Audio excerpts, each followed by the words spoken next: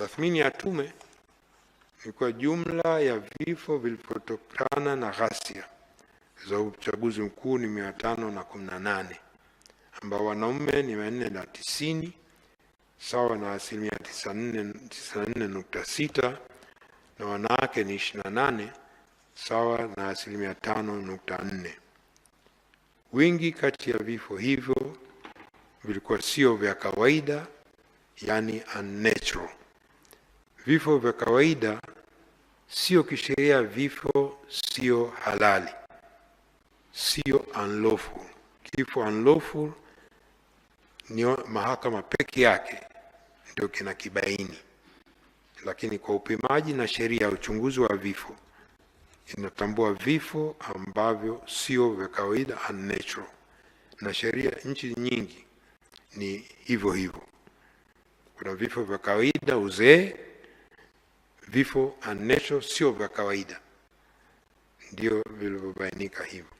Mkoa wa Dar es Salaam ulikuwa na vifo vingi zaidi, ikiwa ni zaidi ya vifo 182, kifuatia na Mwanza 90, Mbeya 80 na Arusha 53. Kati ya vifo hivyo 818, 21 vilikuwa vifo vya watoto. Katika kundi hilo 15 walikuwa watoto wenye umri kati ya miaka 15 na 17, 4 walikuwa umri kati ya miaka 7 na 10, na 2 umri chini ya miaka 5. Vifo 205 sawa na 96.7 vilikuwa vya raia, civilians, na vifo 16 sawa na 3.1 vilikuwa maafisa na askari wa vyombo vya ulinzi na usalama.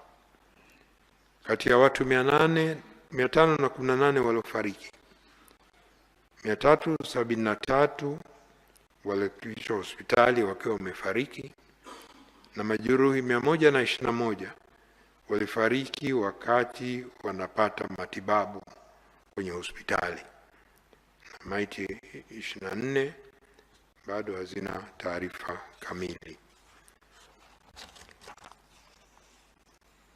Kati ya maiti 518, maiti 480 sawa na 92.7 zilitambuliwa na kuchukuliwa na familia zao. Mheshimiwa Rais, kwenye uchunguzi wa maiti postmortem chini ya sheria ya uchunguzi wa vifo wenye mashaka ulifanyika katika hospitali mbalimbali za rufaa Dar es Salaam na huko mikoani. Uchunguzi huo zilifanyika dhidi ya maiti 260.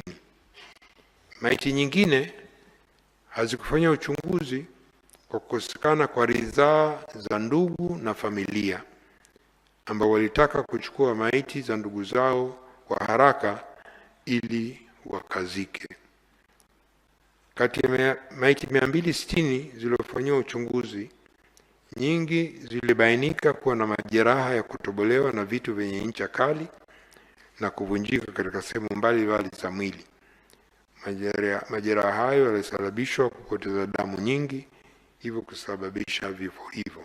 Nyingine aidha, kuna maiti 21 hazikuonyesha aina yoyote ya majeraha, na maiti 6 zilikuwa na majeraha ya moto. Maiti ambazo hazikuchukuliwa na ndugu. Maiti 485 katika maiti 118 zilitambuliwa na kuchukuliwa na ndugu zao kutoka vituo vya afya kwa ajili ya mazishi, lakini maiti 6 tu ambazo hazikutambuliwa na hazikuchukuliwa.